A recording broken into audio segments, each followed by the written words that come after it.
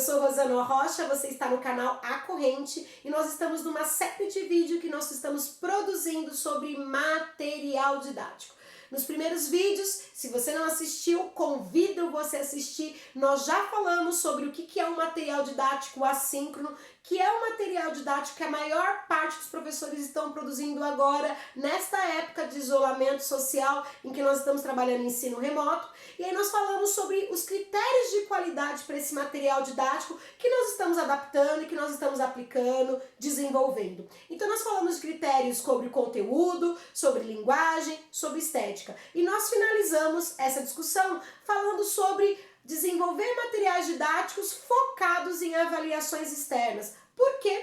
Porque nós explicamos a importância das avaliações externas. As avaliações externas, como o SAEB, como o Enem, eles podem ser utilizados, as avaliações externas elas podem ser utilizadas como um instrumento para que nós tenhamos um norteador dos nossos trabalhos. Como assim? Para eu saber o que meus alunos já sabem, quais são as competências e habilidades que eles já possuem e quais são aquelas que eu tenho que desenvolver ainda.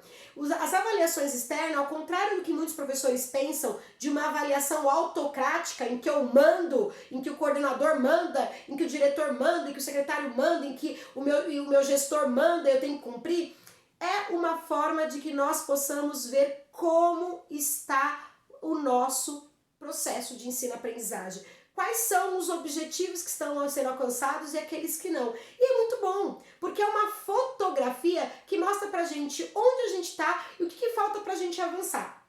Pensando nisso, nós aqui no canal A Corrente, nós propomos para vocês o desenvolvimento e a adaptação do material didático que você usa aí no seu colégio, focado nessas avaliações. Ah, para quê, Rosana? Pro IDEB? Ah, para nota que o aluno vai ter, mas não é minha? Não, professor, para mostrar o seu trabalho. Porque quando o seu aluno vai bem em avaliações externas, ele mostra que você, professor, em sala de aula conseguiu executar muito bem a sua função. Ou seja, que você conseguiu ensinar, que você conseguiu contribuir para que esse aluno desenvolvesse competências e habilidades necessárias. Operações mentais necessárias para que ele pudesse intervir na sociedade. Então, quando o aluno vai bem na avaliação externa, é seu nome que ele leva, professor, e a aprendizagem que você desenvolveu. Então nós temos que ver a avaliação externa com bons olhos. Confesso para vocês que eu também no início via com via com maus olhos. E aí depois de entender a importância da avaliação externa, em que sentido? Em mostrar o meu trabalho como está sendo executado e em mais, me dar um norte, mostrar uma fotografia de onde eu estou para que eu tome as minhas decisões. Como dizia Stanford Bean, como definiu, a avaliação é para tomada de decisões. Então, se eu não avalio, eu não sei como eu estou para tomar uma decisão. E a gente acaba trabalhando, ensinando no escuro. Então, a avaliação, ela vai dar aí uma iluminada no nosso caminho, vai mostrar quais as decisões nós podemos tomar. E aí, pensando nisso, nós propomos aqui que você utilize, então, as suas aulas não apenas com foco nos conteúdos, mas com foco nos descritores. E por que descritores, Rosana? Porque o descritor vai além de conteúdo. Os descritores, eles são os conteúdos associados às habilidades e competências que o aluno tem que desenvolver, ou seja, as operações mentais que o aluno tem que aprender e tem que desenvolver dentro do ambiente escolar. Então, quando a gente trabalha com descritor, eu estou trabalhando para além do conteúdo. E isso é necessário, porque agora, com o novo SAEB, com o novo Enem, os alunos estarão sendo avaliados em todos os anos a partir do segundo ano do ensino fundamental. E aí, professor, a gente vai ter que o quê? Tomar essa responsabilidade para nós. Não será apenas no final do ciclo, mas em todas as etapas em que os alunos serão avaliados. E nós temos que nos responsabilizar sobre isso. Pensando nisso, nós vamos primeiro explicar o que são os descritores. Depois a gente vai trazer na prática para vocês. Nós vamos trazer como que eu pego o material didático que eu utilizo, seja ele da editora X, da editora Y, da editora Z, como que eu pego esse material didático e como que eu trabalho com descritores em cima desse material didático, ok? Nós vamos começar então pela base, a série inicial. A série inicial da avaliação é a série que a gente avalia no SAEB-ANA, a Avaliação Nacional da Alfabetização. É quando a gente vê se o aluno foi alfabetizado ou não, no segundo ano do ensino fundamental, a partir de quando será aplicado o SAEB. E aí a gente tem uma matriz de referência. Rosana, para que ela serve? Ela serve para que eu já no primeiro ano consiga ver o que meu aluno vai ter que ter desenvolvido no segundo. Então, para a gente pensar que a responsabilidade não é só do segundo, é do professor do primeiro também. Então, o professor do primeiro já pode ir encaminhando para os conteúdos desenvolver essas habilidades, competências, para quando chegar no segundo ano, não fique tudo nas costas de um professor só. Nós distribuímos, nós dividimos essa responsabilidade. E a gente começa dizendo que o que é uma avaliação externa, porque o SAEB, a ANA, a Avaliação Nacional de Alfabetização, ela é uma avaliação externa. Ela tem como foco o sistema de ensino.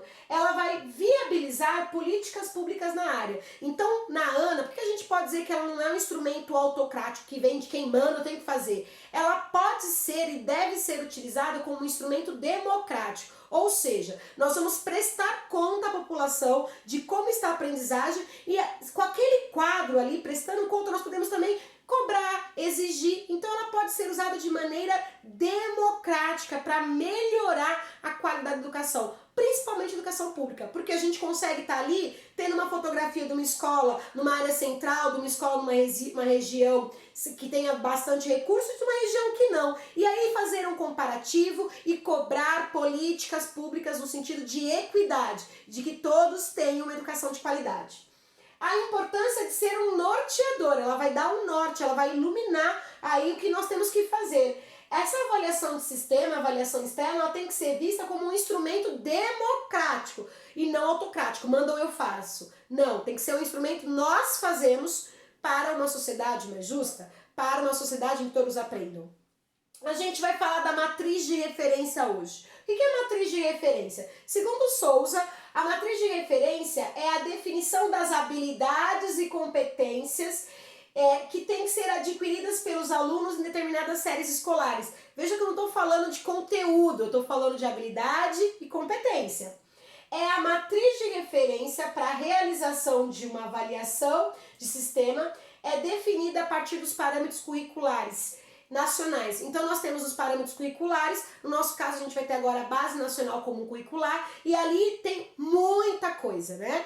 E aí dentro daquele currículo é feito um recorte de habilidades e competências que os alunos têm que ter em determinadas séries e são essas habilidades e competências que servem para a matriz de referência da avaliação. É o que eu vou verificar nessa avaliação.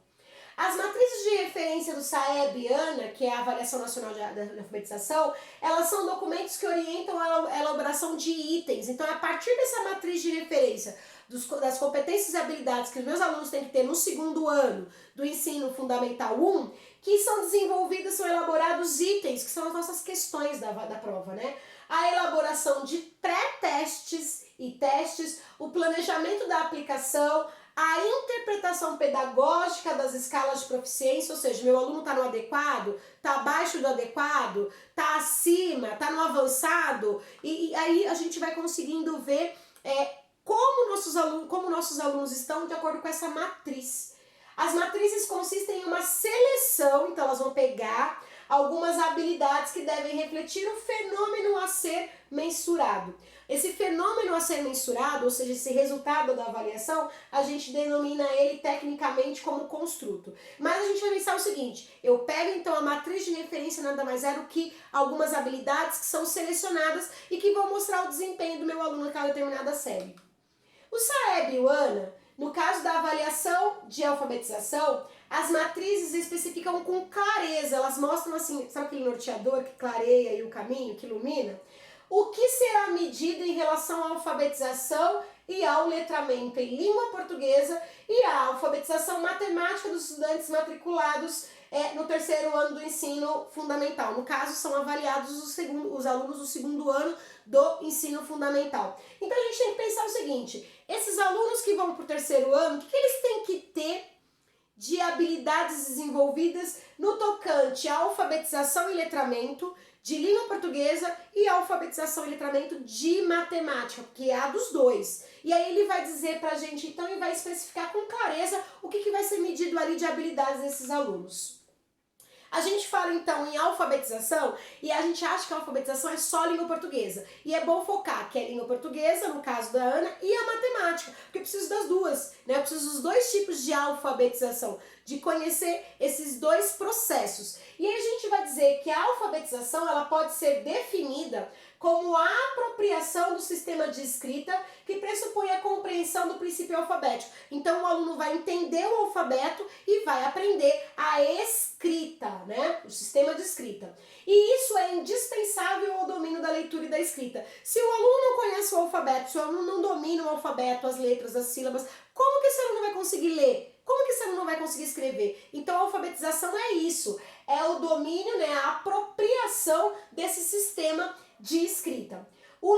Então a gente tem a alfabetização, que é dominar, vamos pensar assim no alfabeto, por isso que é a alfabetização, e aí é para dominar o sistema de escrita para que ele possa ler e escrever, e nós temos o letramento também, que é exigido. O letramento, ele é o uso sociocultural da leitura e da escrita em práticas sociais em diferentes contextos. Ou seja, o aluno ele tem que ser alfabetizado e tem que ser letrado. Ele tem que saber não apenas ler ali, mas entender e entender em que contexto. Ah, foi uma carta, foi um bilhete, e conseguir também escrever nesse sentido. Não, eu quero escrever um bilhete, não, eu quero escrever uma carta, não, eu quero escrever uma receita. E o aluno tem que entender também isso. Em que momento ele se apropriar do uso social dessa escrita. Isso é alfabetização em língua portuguesa. Aí a gente tem a matriz de língua portuguesa, eles colocam então as habilidades na escrita e na leitura. Então, na leitura, ler palavras com estrutura silábica canônica, consoante, vogal. Ler palavras com estrutura silábica não canônica, consoante, consoante, vogal, consoante, vogal, consoante. Percebam que ele vai dizer, então, a matriz ela é muito legal nesse sentido, porque ela mostra exatamente o que eu tenho que desenvolver nos meus alunos. Eu vou usar uma receita para isso, eu vou usar um cartaz, uma lista de telefone, um guia de programação, eu vou usar anúncio, reportagem de jornal, o que eu vou usar? Mas ele tem que entender e localizar as informações. Ele tem que saber diferenciar e saber utilizar, né, ler as partes das estruturas silábicas básicas. Ele tem que compreender o sentido das expressões dos textos. Então, mais do que alfabetizar para o aluno ler B com A, Bá, B com E, Bé, B com E, B, não, mais do que isso, nós temos que alfabetizar para que o aluno ele consiga entender o uso dessa escrita e fazer o uso dela nas diferentes espaços sociais, seja para escrever um cartaz, um anúncio, uma tirinha. Por isso que nós trabalhamos muito com gêneros textuais na alfabetização. Então, em língua portuguesa, a matriz ela foca basicamente na leitura e na escrita. Nós vamos ter uma outra aula em que nós vamos falar item por item, tá? Mas aqui eu tô só apresentando no geral. E aí a gente também tem, além da alfabetização que a gente fala em língua portuguesa, nós temos a alfabetização matemática. A alfabetização matemática é o processo de organização das vivências que a criança traz de suas atividades pré-escolares, de forma a levá-las a construir um corpo de conhecimentos articulados que potencializem a sua atuação na vida cidadã.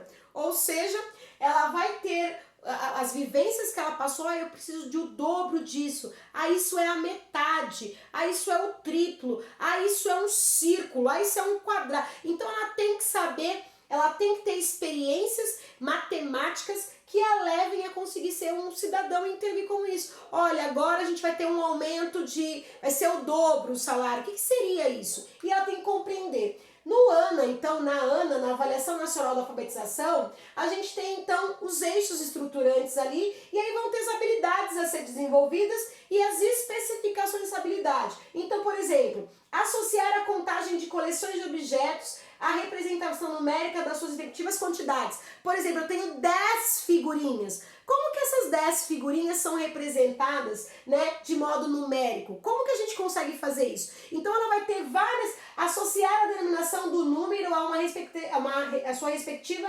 representação simbólica.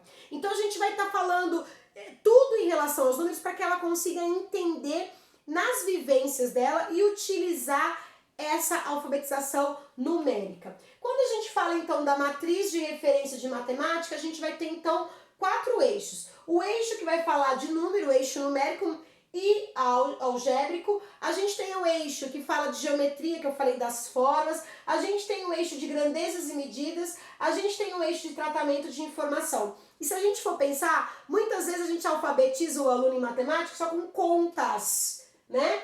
E a gente foca e esquece os outros eixos. E a parte geométrica? E a parte de grandeza? E a parte de tratar informações e entender informações, um gráfico, entender uma tabela? Então nós precisamos, desde o início, né, formar o aluno para essa alfabetização. Se nós formarmos ele para esse sentido, quando ele chegar lá no ensino médio, no ensino fundamental, esse aluno vai conseguir entender conceitos que às vezes para alguns alunos, né, fica bem complicado. Aí a gente usou então como referência a Clarilza Prado de Souza, com dimensões da avaliação educacional, e a gente encerra dizendo o seguinte: para Rosana, você falou da matriz, o que nós temos que guardar nessa matriz? Nós temos que guardar que essas matrizes são a seleção de habilidades que serão cobradas desses alunos no segundo ano do ensino fundamental. Eles têm que ter desenvolvidas essas habilidades e competências. Então, para além do meu material trabalhar, o aluno vai aprender a ler e escrever. O aluno tem que saber ler e escrever e tem que saber ser letrado. Utilizar essa escrita, essa leitura para nas ações sociais, nas situações sociais em que ele se coloque. Da mesma coisa matemática. O aluno tem que saber fazer conta de mais, conta de menos, multiplicação, mas para além disso, ele tem que entender o tratamento de informações, de grandezas, de medida, da parte geométrica, ele tem que saber resolver problemas do dia a dia. Será que eu consigo encaixar esse objeto aqui? Quantos objetos desses eu encaixo aqui? Então nós temos que transformar o nosso material didático no sentido de que ele seja útil, e útil para o aluno. Sabe aquele ensino da escola que o aluno coloca na vida? Então o aluno tem que saber entender uma conta de água ou luz, o cálculo que é feito, o aluno tem que entender uma lei, o aluno tem que entender um cálculo de juros que é feito, o aluno tem que entender um texto que ele recebe, uma carta que ele tem que enviar, que ele tem que escrever, ele tem que saber um requerimento, enfim. E isso a gente começa a desenvolver desde o segundo ano do ensino fundamental. Na verdade, desde a educação infantil. Eu tenho muitos professores maravilhosos que eu conheço que começam desde lá da educação infantil, quando eu estou trabalhando com receitas. Por exemplo, minha irmã, professora da educação infantil, ela trabalha com receitas e trabalha com grandezas, trabalha com medida, tratamento de informação. Ou seja, a gente não tem que esperar o segundo ano. Na verdade, no segundo ano acontece a avaliação externa. Só que se a gente prepara um material de educação infantil nesse sentido, mas eu não consigo trabalhar. Consegue, professor, consegue. Se a gente desenvolver um material voltado não a conteúdo, mas voltado ao desenvolvimento de habilidades e competências desse aluno, conforme as matrizes colocaram. Não sei como fazer isso, Rosana, tá falando grego pra mim. Continue então no nosso canal, se inscreva, curta esse vídeo, compartilhe com seus amigos, porque os próximos vídeos a gente vai pra prática. Nós vamos aprender como pegar, por exemplo, uma imagem e transformar essa imagem de maneira que sejam trabalhados não apenas conteúdos da imagem, né, conteúdos relacionados à imagem, mas habilidades como de identificar uma informação, identificar conflito gerador, identificar humor, associar, enfim. Nós vamos pegar um gráfico e, para além de ver o número do gráfico, entender a parte do tratamento dessas informações, de medidas, de grandezas. Então, depois de aprender muita coisa junto, nós aprenderemos aqui no nosso canal. Espero que vocês tenham gostado. Deixe seus comentários aí. Vocês podem me procurar nas redes sociais, Rosana O. Rocha. Manda suas dúvidas, que a gente está produzindo os vídeos aqui de acordo com as suas necessidades, tá bom? O nosso próximo vídeo também vai ser sobre a matriz de referência para o 5º ano. Aí a gente vai para o 9º e aí a gente vai para o ensino médio. E depois a gente vai para a prática. Como produzir na prática. Eu tenho certeza, professor, que você vai tirar de letra. Porque você é educador e educador que está passando pelo Covid, adaptando, modificando, criando seus materiais, vai sair daqui ninja. Nós sairemos muito melhores. Nós transformaremos esse limão da quarentena numa bela limonada, porque a gente vai aprender muito juntos, tá bom? Um grande beijo para vocês e até o próximo vídeo. Tchau, tchau!